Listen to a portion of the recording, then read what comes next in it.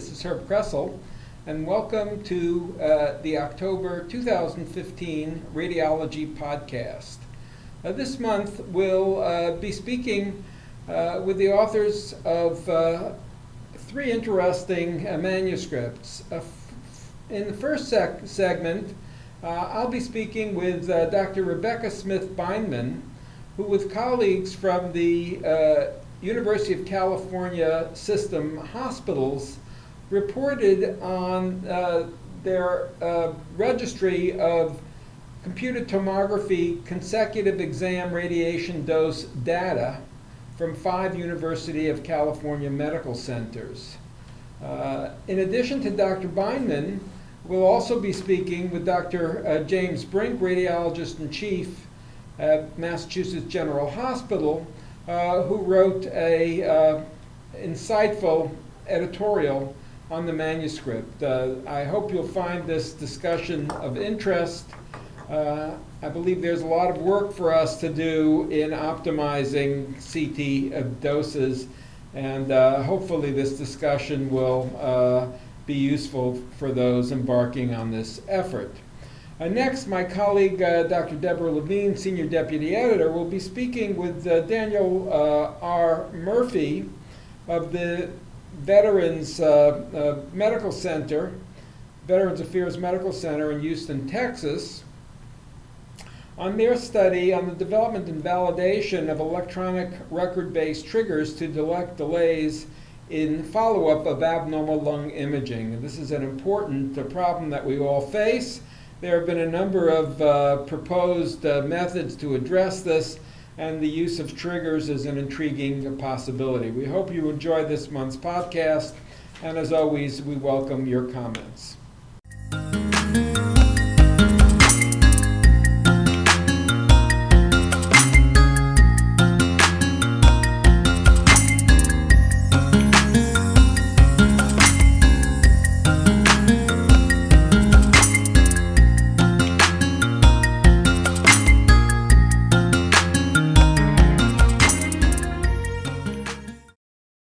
Hi, this is Herb Kressel, and welcome to this month's Radiology Podcast. Today, I'm joined by Dr. Rebecca Smith Bindman, who is Professor of Radiology and Biomedical Engineering and Professor of Epidemiology and Biostatistics, and a member of the Center for Health Policy at the University of California at San Francisco. Welcome, Dr. Smith Bindman. Thank you. If it's okay, I'll call you Rebecca for this session. Yes. And joining Rebecca is Dr. James Brink, well known to many of us in Boston. Dr. Brink is the Juan M. Taveras Professor of Radiology and Chairman of the Department of Radiology at Massachusetts General Hospital, and of course a professor at Harvard Medical School. Dr. Brink wrote an editorial regarding Dr. Smith Bindman's paper. Welcome, Dr. Brink. Thank you.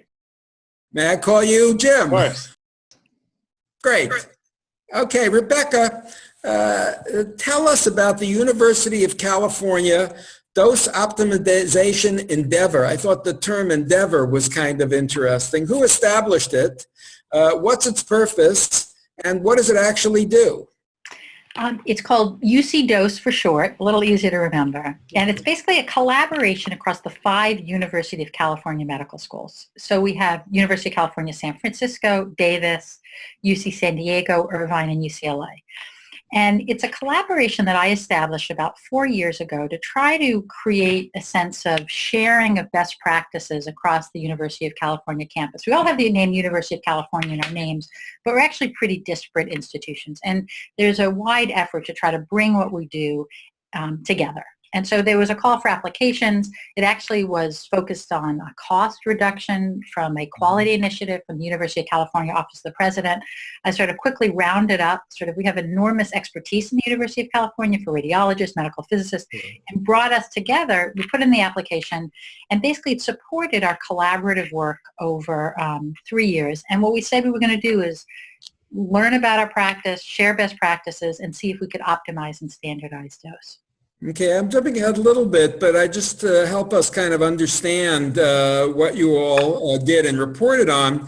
You note that the data that you presented can be used to help develop diagnostic reference levels for CT exams. And so what do we need more than the best practices that you've shared in terms of establishing these? So I feel pretty strongly, which is what sort of motivated that project, that it's really important for individual facilities to look at the radiation doses they use and to compare them to similar doses that other people use to know how we're doing. We have this broad principle in radiology that we all know about, ALARA, which is basically we should use the lowest doses as are reasonably achievable, except without knowing what those doses are, every institution reinvents the map. Everyone starts from scratch, right? So, well, we have some experience. Let's share that experience.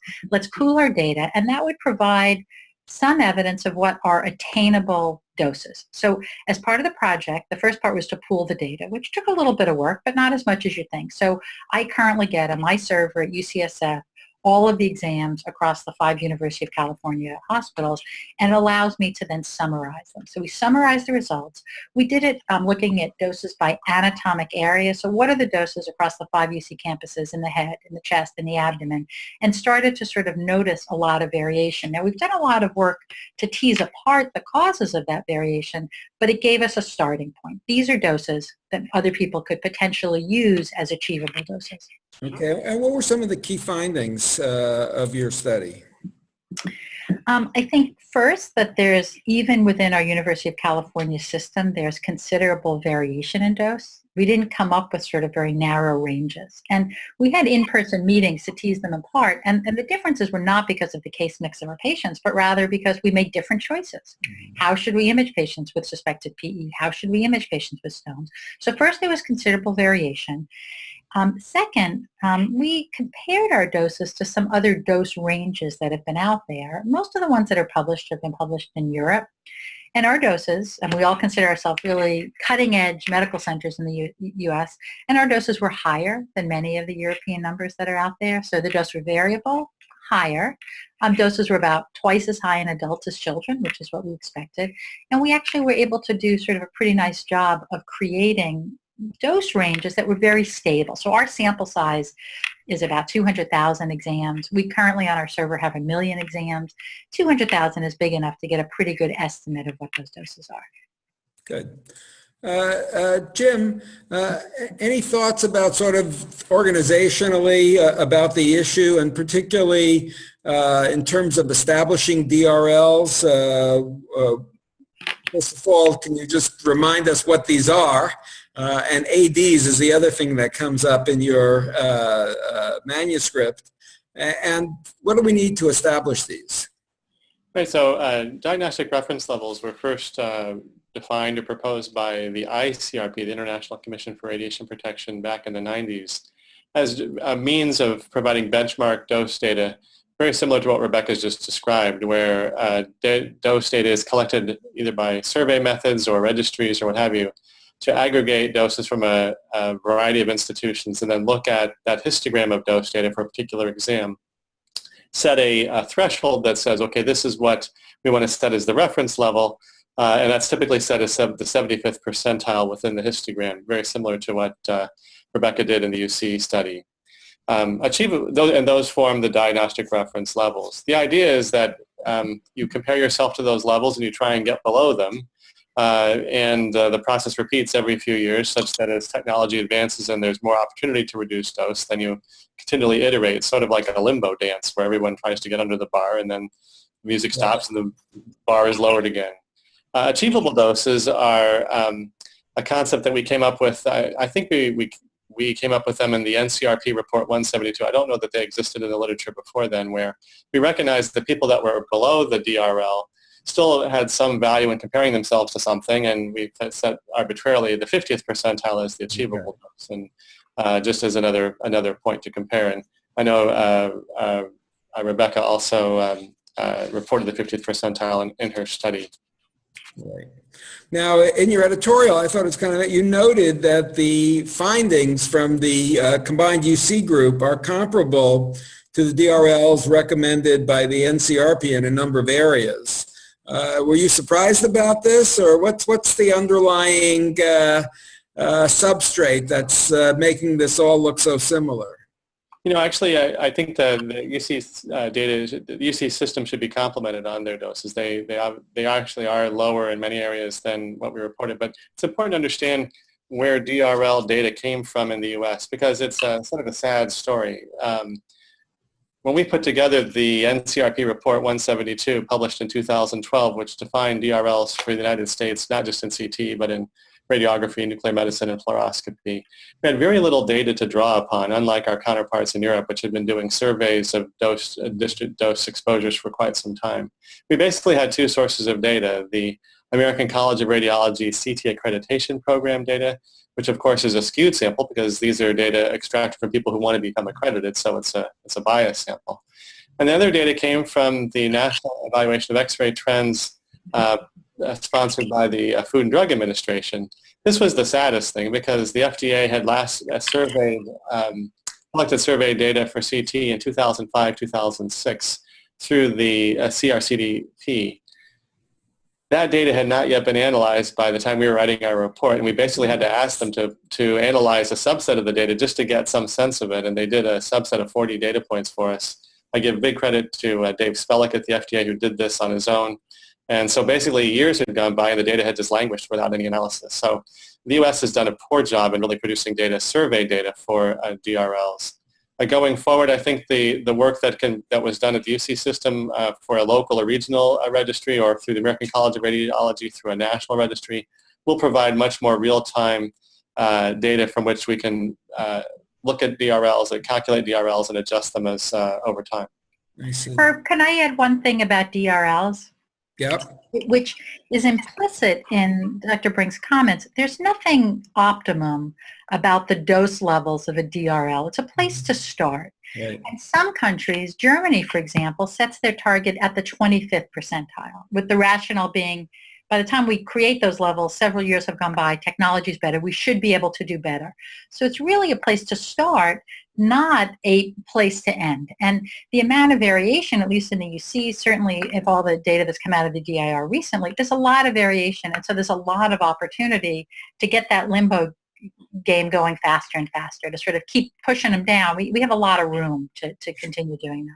Sure. One of the things that I've noted when we have these dose reduction papers using new reconstruction techniques and the like, we commonly send them to reviewers in the U.S. and in Europe, and almost invariably from Europe they say, your reduced dose is too high. I don't understand the meaning of this paper. So I think the two continents are really in different places in terms of a dose optimization. Jim, I note that you've been active both in Image Wisely and in the ACR dose registry. In your view, what's been the impact of these programs to date? So Image Wisely recognized, I think, the value of participating in the dose registry, whether it be a local registry like the UC registry, or actually one could argue that's a regional registry because of its distributed nature throughout California, or the national registry. And so the Image Wisely pledges that we created, as you may note, do include participation in a local, regional, or national dose index registry as a principle of best practice. I think we were disappointed when we saw some results from the ACR dose index registry published, particularly the renal flank pain study that came from Yale University, which after many years of trumpeting the need to pay attention to these issues, that data showed that only 2% of practices reporting flank pain CTs in the registry really participated or controlled their doses or produced low-dose exams, if you will. So a very low percentage of compliance, which was disturbing. And so it has prompted the Image Wisely campaign to revisit its charge and its action plan, which is ongoing as we speak. And I know that although I've stepped away from that organization, its current leadership is formulating new plans, which are now being considered by its member boards, the ACR, RSNA, ASRT, and AAPM. Good.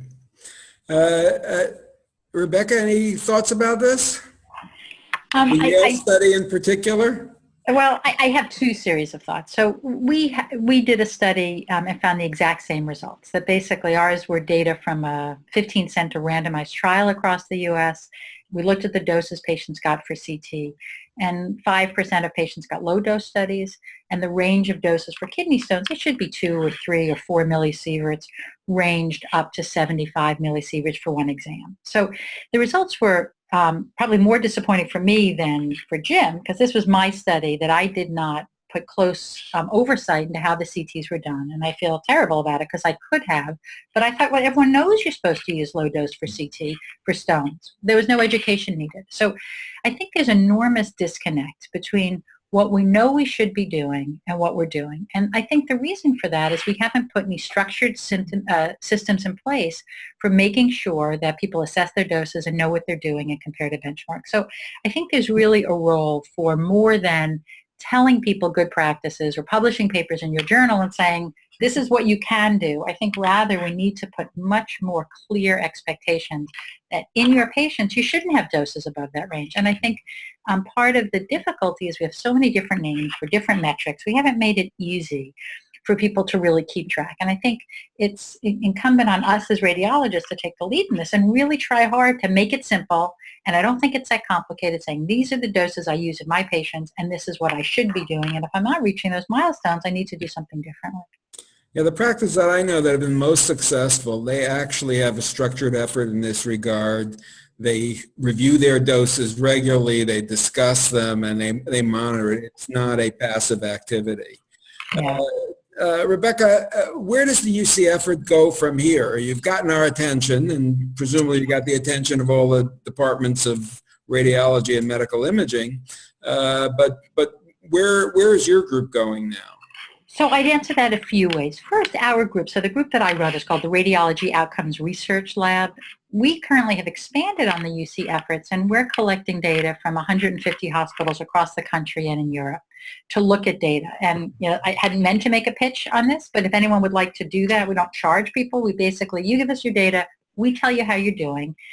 That project is focused on working with centers to try to optimize their dose. So going beyond looking at your data to trying to optimize it. And part of the problem in the optimization process is we've made it so complicated. Instead of having 10 ways to image abdominal pain, we have 1,000. And they're really subtly different. And it's not being driven by patient need. It's being driven by nuances of physician preferences at different institutions. So I really think the UC dose has sort of expanded, and all the UC collaborators, nearly all of them, are collaborating on this work to see if we can sort of spread best practices within the UC system. We have several. How are you doing that, Rebecca? Are you meeting regularly? Do you have a newsletter? How are you actually doing the communication? So for the project I just mentioned, it's funded by a combination of the NIH, a dissemination implementation work, and PCORI, also a dissemination implementation work. And we're meeting on WebEx during this intervention weekly. We've divided our hospitals into 3 groups. And we're doing what I'm going to tell you we've done for the University of California. For the University of California, we basically got people around the table. So we had a meeting with the head of chest, abdomen and pelvis, head from all of our sites. Almost everyone came, medical physicists from each site, the lead techs, and I gave them their doses ahead of time, and I said, come prepared to either defend why your doses are 3 times higher than mine or to change them. And we got people around the table and tried to explain what we were doing, what they can do. I saw some images that I'm glad I don't have to read because the doses were too low for me to read, but I'm not reading them. And the neuroradiologist felt good about them. So we basically are getting the right people around the table. And I think by far that's the most important thing, so they can share best practices. We're not telling them what to do. They're telling each other. And that's the model we're using for the bigger trial. So are you going to remeasure the UC dose participants, or is that been put to rest?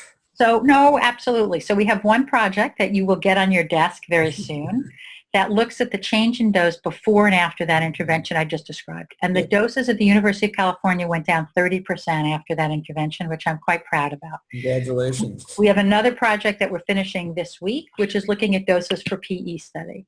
For that one, we have moved room to improve. But the idea is we're working on it by trying to simplify the variables, understand where the practice variation occurs. And the practice variation doesn't occur because of our patients. The patient symptoms are pretty similar. It doesn't occur because of weight, because we account for weight. It accounts because of different decisions the doctors make at their institutions, and they're willing to do a little better if they realize they're coming out kind of high in the dose. Good. Jim, we're going to have to wrap up soon. So thinking about this whole issue of dose and dose management and the efforts that have been made, we have technical efforts that are enabling us to get better image quality with less dose. We have more reporting. The machines are providing some data. So is the glass in this half full or is it half empty? When you wake up in the morning, are you happy or are you depressed?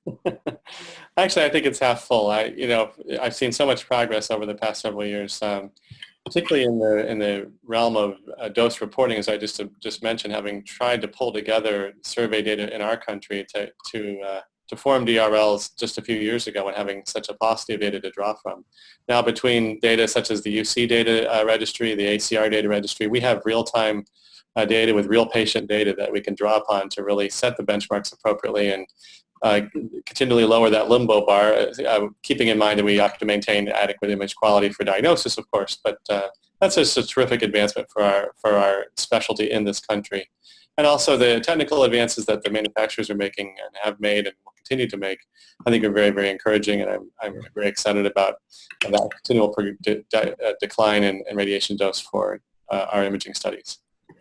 Thank you. Rebecca, you can have the last word. Is the glass half full or half empty? I think it's mixed, quite honestly. So I completely agree with Jim that the idea of having more data and more dose awareness is wonderful. So this is now on radiologists' table. That's something they have to do. What's lacking is our ability to get them to lower the limbo bar, not so much because they don't want to, but because they don't necessarily know how. And so I think the next step is this. The awareness is awesome. In California, by state law, we have to put in the medical record the radiation dose of every study. And as a result, our residents know the doses. They didn't used to know the doses. They now know them. That doesn't make them get lower. It just increases awareness. So the next step is to really require people to assess the doses, look at your doses, but then the piece that's missing is how do we get them to lower them? Sort of, do we have some checklist that we can hang up that's a relatively easy way to get quality? And we know across medicine, quality is hard to come by. You don't just have to know you want to reduce the infections, you have to figure out how to do it. And so I think there's a real opportunity and a willingness to go down this path. But now I think our efforts really have to focus on providing the tools to give clinicians, radiologists, the ability to really optimize doses when they're using them.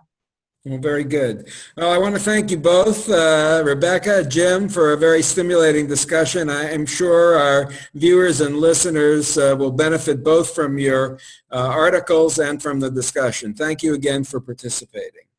Thank you so much for including me. Sure. Bye-bye. Bye-bye.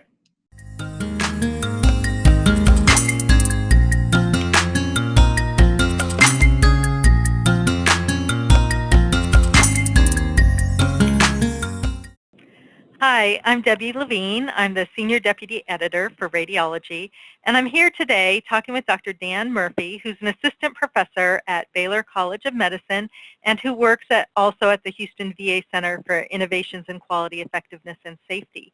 He and his group are publishing a very interesting study in our October issue of Radiology that's entitled Development and Validation of Electronic Health Record-Based Triggers to Detect Delays in Follow-up of Abnormal Lung Imaging. So, Dr. Murphy, welcome. Thank you very much. Thanks for having me. Can you tell me a little bit about what you did and what you found? Sure. So basically, this study came out of research that shows that about between 7 and 9% of critically abnormal test results don't get timely follow-up. And so in this study, we basically built what we call a trigger. It's basically an algorithm that searches through a large clinical data warehouse to look for instances where there is a red flag, and in this case, basically a abnormal chest X-ray or abnormal CAT scan, where the radiologist specifically flagged the report as having a finding suspicious for a malignancy. Then it went through and basically excluded people who had what we would expect to have typically occurred after that in terms of follow-up, such as a pulmonary evaluation or bronchoscopy, biopsy, etc. And it also excluded people who had reasons why you wouldn't need follow-up, such as terminal illness.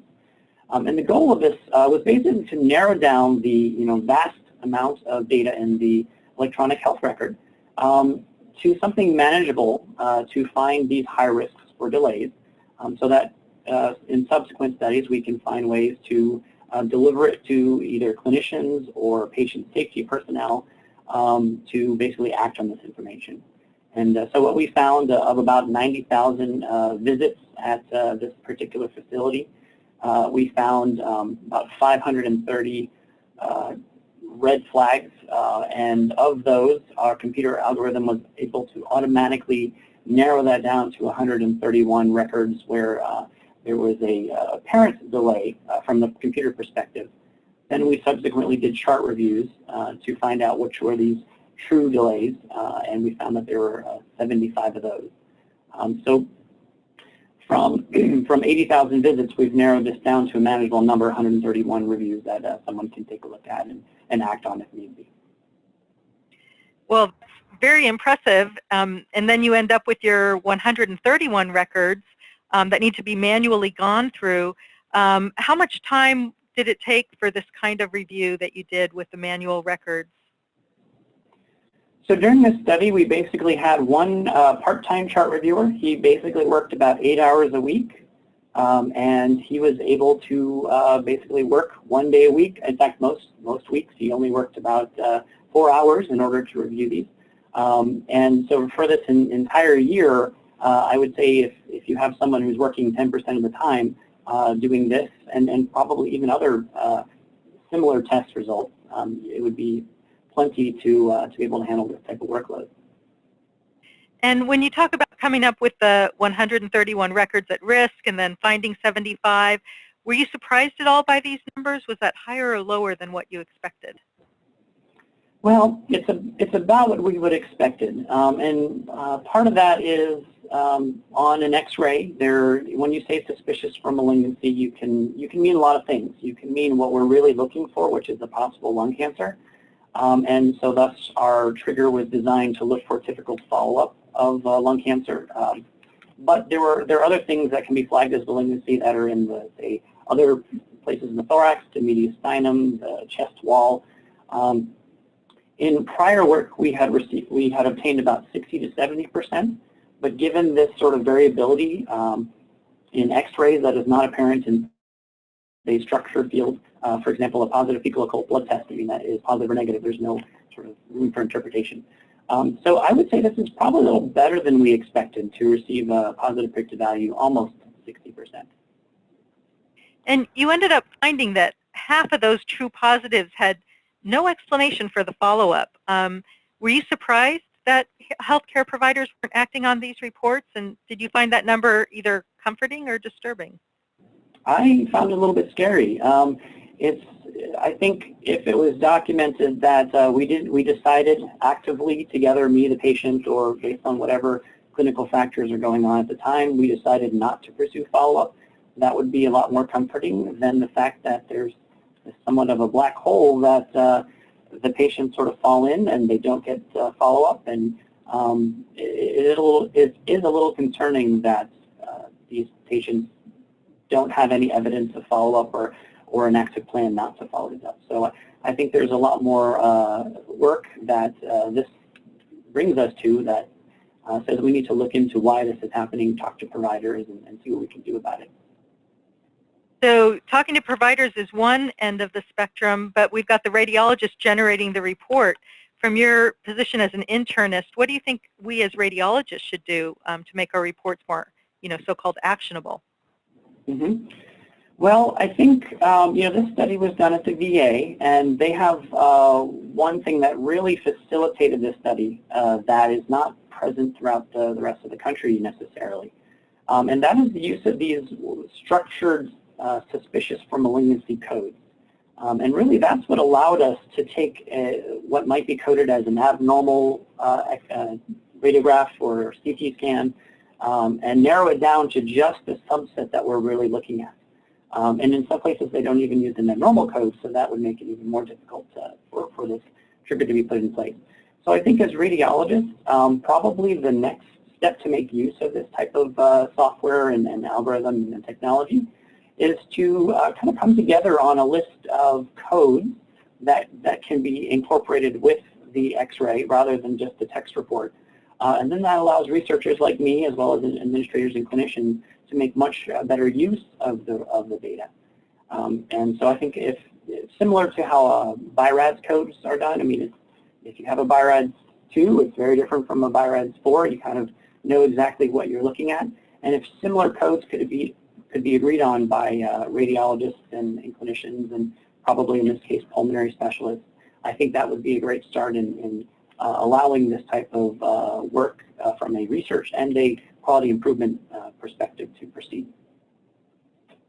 So this was done at a VA hospital, and you did have that trigger field, but you also have a population that's very different than a general population in the United States, for example, because the positive predictive value is really going to drive how useful triggers like this are, given the manual need to go through reports.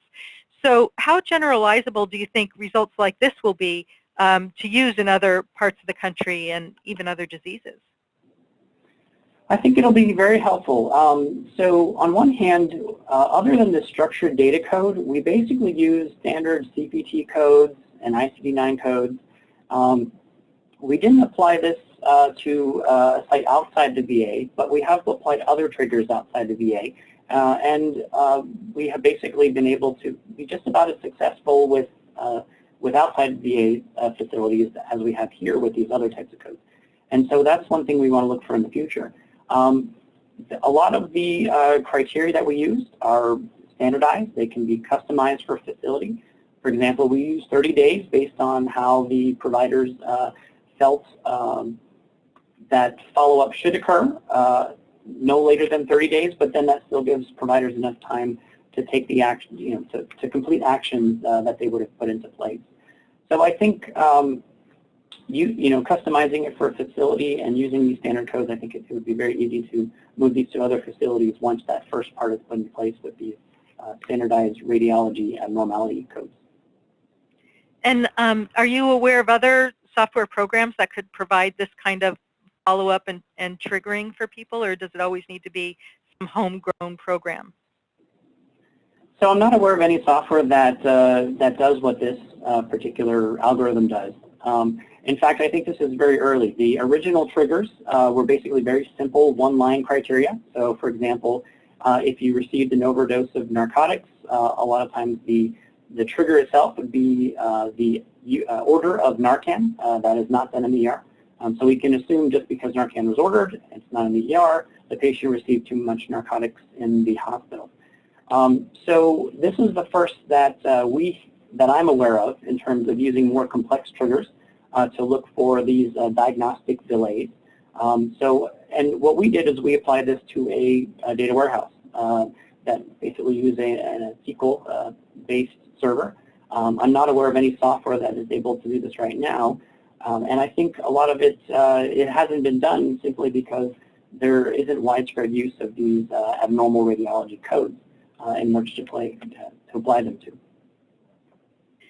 So this trigger algorithm in your manuscript, you mentioned that it was developed through literature review and expert input. And in radiology, we have so many different guidelines for follow-up of lung nodules. We've got Fleischner Society guidelines. We have ACR appropriateness criteria, just to mention two, for example. So how did you decide if the triggers used as in the radiologists who are reading these reports, if these were appropriate lesions for follow-up? Mm-hmm. Well, that was probably the most difficult part, and I think anytime you have to get clinicians to agree on something, that's the most difficult part, and you're going to have to make, a decision, whether you're going to sort of meet in the middle or if you're going to go with one side. I mean, we basically did the literature reviews. We looked at what typical follow-up should occur, particularly in terms of the diagnostic steps that occur after abnormal imaging results. And we took this to the clinicians that practice, and this includes both primary care physicians, includes oncologists, includes pulmonary physicians, and includes radiologists. And we tried to come to some consensus. And I'll admit we went around and around and around quite a bit until we could find something that all the clinicians at this particular facility could agree to. And I think as this particular type of work moves to other facilities, they're probably going to have to do the same thing. There is no standard in terms of what is required for timeliness follow-up in terms of number of days. So we had to make a decision, and we felt 14 days wasn't enough time to necessarily get all the testing done, and we felt 60 days was too long. And so, if you tell a patient it's been 8 weeks since your x-ray and we're now just getting into pulmonary, they're not going to be too happy. So we had to kind of find a medium that, from the clinical perspective, everyone could agree on. And you applied your data to studies done in 2009 and then followed these patients for 2 years, and you actually found some cancers in this cohort. But your data is still a little bit old at this point, and I'm wondering, what have you done with this trigger since that time? Have you continued to use it, and have you modified it at all? So yes, we actually learned quite a bit. So the reason that this data was applied on a 2008 and 2009 data set is because when we started this, that was all the data that we could get for radiology. Fortunately, there has been great steps forward in data warehouse management, and extraction of data from the actual day-to-day electronic health records that providers use, and formatting them into the something that we can use in the data warehouse. So I think we have a lot more data available to us now, and it's much more, I wouldn't say real time yet, but we're getting very close. If we wanted to run the study again on 2014, it would be much easier to do now that the sort of data warehouse is caught up. The VA data warehouse, I mean, it's not exactly new, but it certainly hasn't been around for a while. And it took a lot of time in order to format these, the data that comes in from all these disparate facilities across the VA, so that we have sort of a standard baseline to use. We've learned other things. For example, we've modified the triggers a little bit to try to account for issues that have come up. In this particular trigger, we used an age between 40 and 70. Since then, we have found cases where a 20-something-year-old had a normal X-ray, and that needed to be followed up. So we have adjusted the trigger to be able to apply it to more age groups. And there are other little tweaks that we've made along the way in order to make a better trigger. Going forward, what we really want to get into is something like natural language processing. And so, like I said at the beginning, sometimes the reports of the X-ray indicates that this malignancy is not in the lung. And so if we could be able to sort those out and have them processed differently, that would make for much more useful data to clinicians and patient safety officers. And you did this at your local VA, and did you expand it beyond to other VAs in the country, or just your regional area? So originally we did it just at one VA using the data warehouse just for that VA. But we have, since then, we are working on several other triggers for other types of cancer that we are trying to apply to entire regions of the VA. And we've also worked on a project where we apply these outside the VA to other facilities who are using data warehouses. Well, thank you so much for the time that you took, not only to talk to us today, but also to conduct this study. I think it brings out some really interesting points about how we as radiologists should try and be more standardized in the way that we report and in our recommendations, because that's probably how we can have the greatest impact with this kind of electronic health record data mining, as you talk about. So I really appreciate you bringing forward those points. Thanks so much for your time. Thank you. Thank you for having me.